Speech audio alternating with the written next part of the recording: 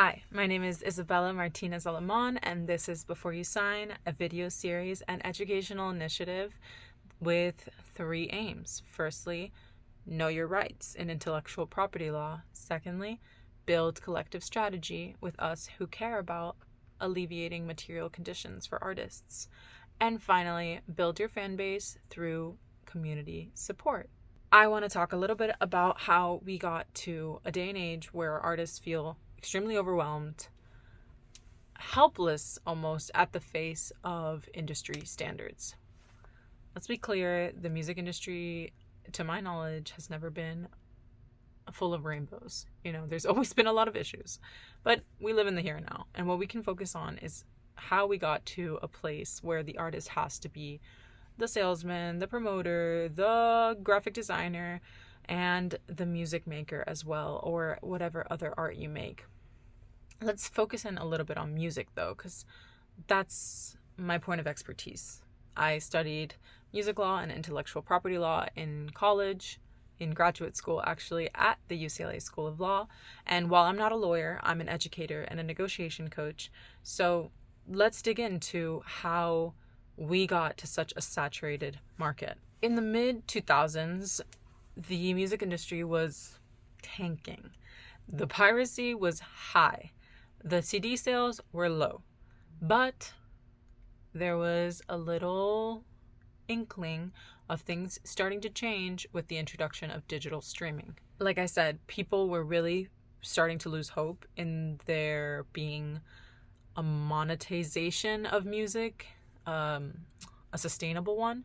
And so when the streamer came along, a lot of people just jumped at it, including independent labels who had pretty successfully, depending on the city, of course, but maintained their own kind of media music ecosystem. However, by joining DSPs, digital service providers like Spotify, that ecosystem got flattened into this one product and one method of people accessing music. Of course, it's because it's accessible, it's low cost, and the mind, it's just impossible. It's so hard to wrap our heads around how much is actually available just simply through our phones. So not putting it on anyone in particular, no label, no choice, whatever, but a huge issue that happened is that people jumped on this bandwagon without taking much time to explain the new model to artists. And so we ended up with this artist as brand manager as well. And the pressure to act like others kind of augmented with social media, and woof, we got to this place today where it's too much work, right? I feel you. I see you.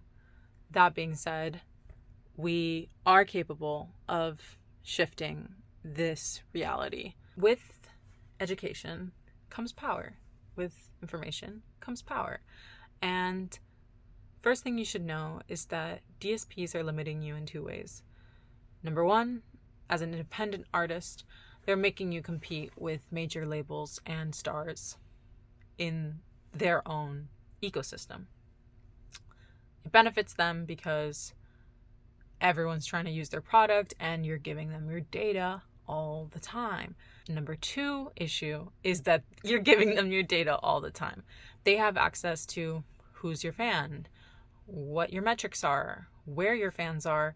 And so they've created a system where any communication you want to have with your fans has to go through their platform, with actually really little benefit to you if you want to move away from those platforms.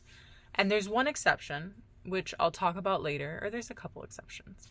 But even just knowing those two things about DSPs, I think we can make different choices.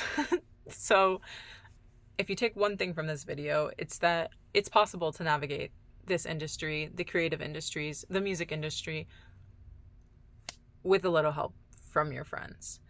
Alone, it ain't gonna happen. So stop believing that you're alone. You're not. This video is proof that you're not alone.